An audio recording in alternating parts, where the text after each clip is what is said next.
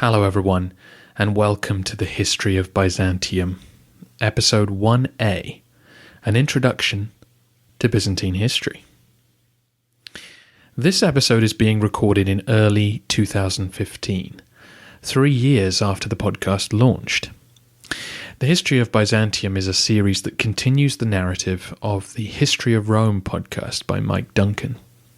The purpose of this episode is to offer a quick introduction to the series if you haven't already listened to the History of Rome.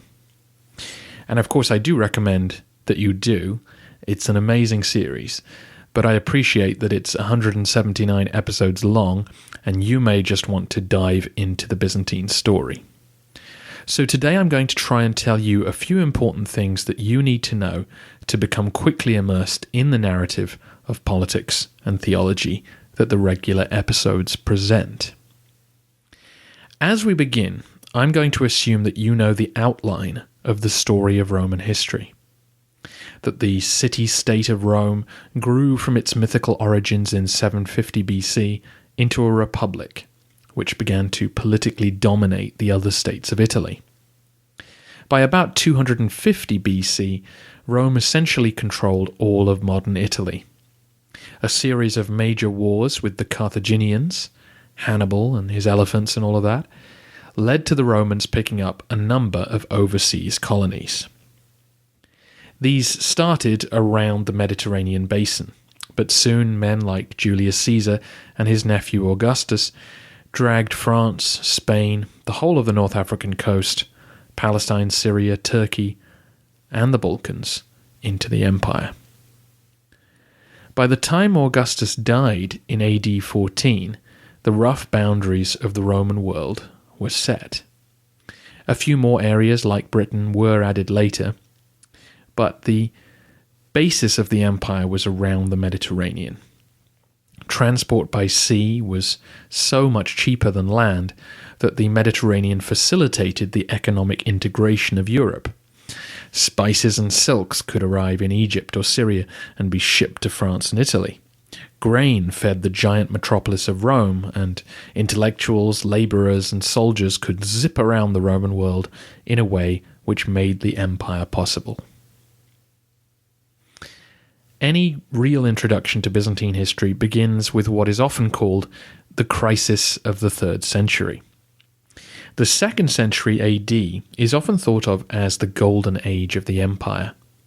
Men like Trajan, Hadrian, and Marcus Aurelius ruled the empire at a time when the Roman army could dominate its enemies, the disunited German tribes north of the Rhine and Danube rivers, and the Parthian Empire, based in Iraq and Iran, to the east of the Syrian desert. The economy was solid, with the odd conquest bringing in a fresh influx of slaves and gold, and generally, if you lived near the Mediterranean, your family might have been untouched by war for several generations. That all began to change during the 3rd century. The power and dominance of Rome forced those outside the empire to improve their military capabilities. The German tribes, for example, would trade with the Romans and could see the vast riches on offer inside the empire. Some wanted to take it by force. Some wanted a better trade deal. Some wanted to migrate there. The constant friction of living next door to such sheltered wealth saw the German tribes slowly develop what are called super confederations. Men put aside their local rivalries to accept the overlordship of one king. This is how groups formed that give us the famous names of the Franks, the Goths, and the Vandals. Meanwhile, over in Iran, a Persian aristocrat called Ardashir overthrew the Parthian king and began to reform that state into the Sassanid Empire, or Persian Empire. Better utilizing the resources of his domains and determined to prove his right to rule with victories over the Romans, Ardashir and his successors began to make periodic war on the Roman Empire and more than held their own on the battlefield. At the same time that the enemies on the frontiers were becoming stronger, the Romans suffered from 2 very nasty bouts of plague, possibly smallpox and measles. This all led to a series of military disasters and constant political coups. Dozens of emperors and would-be emperors came and went as the armies marched around, stamping out these fires. The man who emerged to reform the Roman state was the Emperor Diocletian. He determined that the empire needed many more soldiers to protect the frontiers, and therefore needed more tax revenue to pay for them. Diocletian set up a far more complicated and professional bureaucracy than had existed before. He also split the job of emperor into 4, so that each corner of the empire could have a military and political leader on hand to deal with the various crises in their region. One of Diocletian's successors, Constantine, would do away with this system. In a series of bloody civil wars, he reunited the empire under his rule in the early 300s AD. However, several important changes had taken place, which began to show us the classical Roman Empire morphing into something more recognizably like the medieval Byzantine state. The rise of the Roman Republic was based in part on the fact that men competed with one another for political prominence. This meant that the wealthy used their own money to build public buildings, throw entertainments, and maintain the roads. They would also compete for military commands, a prestigious and necessary part of political advancement. And this type of behavior was common across the cities of the Mediterranean, thanks to the spread of Greek culture under Alexander the Great and his successors. So when the Roman Empire was formed, the emperors could rely on the fact that men in the provinces already were administrators, army officers, and politicians. And more to the point, they wanted to be. That's how men made their names and their fortunes. But things had now changed. Centuries of peace within the Roman world meant that wealthy men didn't need to serve in the army to make money. Then the raids of the Goths and the Vandals fractured the sense of security that had led men to live in towns with no walls. And the easygoing tax regime of the early empire was replaced by the imperial bureaucrat, carefully evaluating your wealth. In other words, men began to retreat from the old ways of political participation. They kept their money to themselves. They made sure that their sons avoided a hard military life, and they stayed at home instead of going into town. That's a huge simplification, of course. Men and women, for example, did still get together, but instead of the forum or the theatre, increasingly it was the church which drew in the crowds. Since his death in the 30s AD, the worship of Jesus Christ had spread throughout the empire. It had gathered pace during the 3rd century and was officially endorsed as the religion of the Roman state by Constantine, who became a Christian himself. And even though Constantine reunited the empire under one ruler, he couldn't do away with the realities that had pushed Diocletian to split the empire into quarters. The empire still had dangerous frontiers in different places.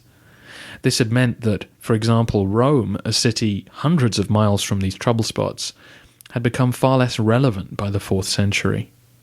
None of Diocletian's colleagues worked from the imperial city, instead preferring fortified towns closer to the empire's edges.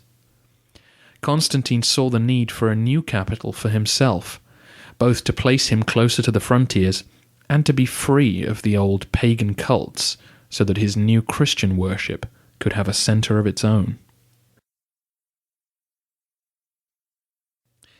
This brings us to Byzantium. Modern Istanbul is built on the last piece of land in Mediterranean Europe before you reach Asia. The city which occupied this vital crossing was the Greek city of Byzantium. Thanks to a unique inlet of seawater, the city had the virtually unique position of being surrounded on 3 sides by water. This meant that only one land wall was needed to keep an invader out. Constantine's shrewd eye could see the basis for a city that no Goth or Persian would be able to sack. Construction began, and the city was consecrated by the emperor in 324 AD. When Constantine died, his successors reluctantly returned to a political division of the empire. Rather than 4, more often 2 emperors would now rule, one in the west and one in the east, the latter ruling from Constantinople, the city of Constantine. This practical division is what leads to the decline and fall of the Roman Empire in the west and the survival of the east, which historians have come to call the Byzantine Empire. The Eastern Empire had several advantages over its western half. Despite the powerful threat which the Sassanid Persians presented, this was also the source of much wealth as traders made their way down the Silk Road through Persia to Syria, or ships came around Arabia to Egypt. The fertility of the Nile Valley was also a key asset. It brought an annual surplus of grain that could feed the population of Constantinople, and in general, the East survived the transition from the crisis of the 3rd century better than the West. Its cities were less exposed to the German tribes. Its trade networks were more ancient and deeply embedded than those in the West. And above all, Constantinople stood solidly untouched by the sackings and pillaging which other cities suffered. This meant that the new imperial bureaucracy had a safe base to work from, and this new source of employment drew ambitious and intelligent men into the service of the state. Meanwhile, in the west, the poorer and less secure towns were abandoned in the face of increasing German immigration. Rome itself was sacked twice, and barbarian kingdoms sprouted up, while the regiments of the Western Army dwindled away. So in 476 AD, the German warlord Odoacer simply relieved the last Western Roman emperor of his office. German military commanders now began making themselves king in France, Spain, and Italy, while the Romans of the East, the Byzantines, continued business as usual. And what kind of business was this by 476 AD? It was an increasingly Christian world, for a start. The rabble-rousing preachers and bishops of Alexandria and Antioch had become the great men of their day. Theological arguments dominated intellectual discussion and could turn violent. The government in Constantinople was run on the basis of access and influence over the emperor. This meant in practice that the palace became a place of intrigue and backstabbing.